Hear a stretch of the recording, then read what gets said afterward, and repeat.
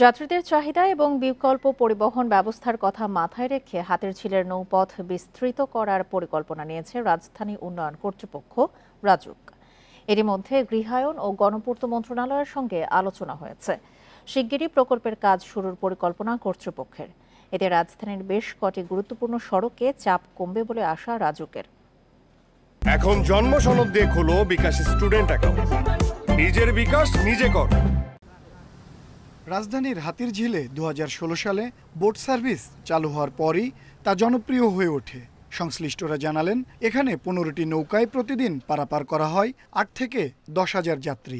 বেরোইছি বিকেলবেলা, ভাবলাম ওরাও চলতে যেতেছে দেখে, সেই কারণেই ওদের নিয়ে আসলাম। কর্তৃপক্ষ যদি একটু বোট বাড়ায় দেয় এবং প্রতিদিন নিয়মিতভাবে চলাচল করে, তাহলে আমার মনে হয় যে যাত্রী সেবাটা খুব দ্রুত দেওয়া সম্ভব। বর্তমানে হাতিরঝিলের এফডিসি মোড়, পুলিশ প্লাজা, রামপুরা ও গুদারাঘাটের মধ্যে চলাচল করে এই বোট।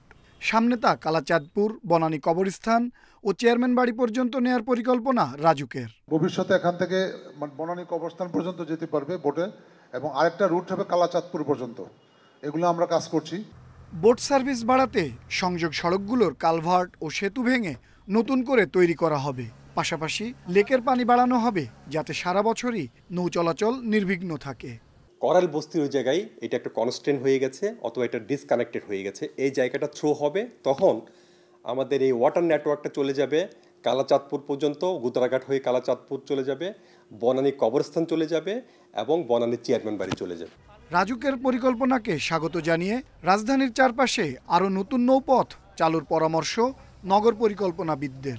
ঢাকা শহরে আমরা দেখেছি যে পরিমাণ খাল আছে, নদী আছে দুই পাশে, চারপাশে, সব কিছু মিলে নদীপথটাকেও এবং খালের এই জলপথটাকে ব্যবহার করে এই ওয়াটার ট্যাক্সিগুলো চালানো যায়।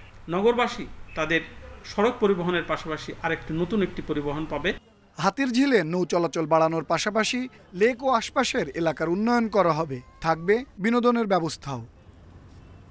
আনোয়ার সাদাত নূর, ইন্ডিপেন্ডেন্ট নিউজ, ঢাকা।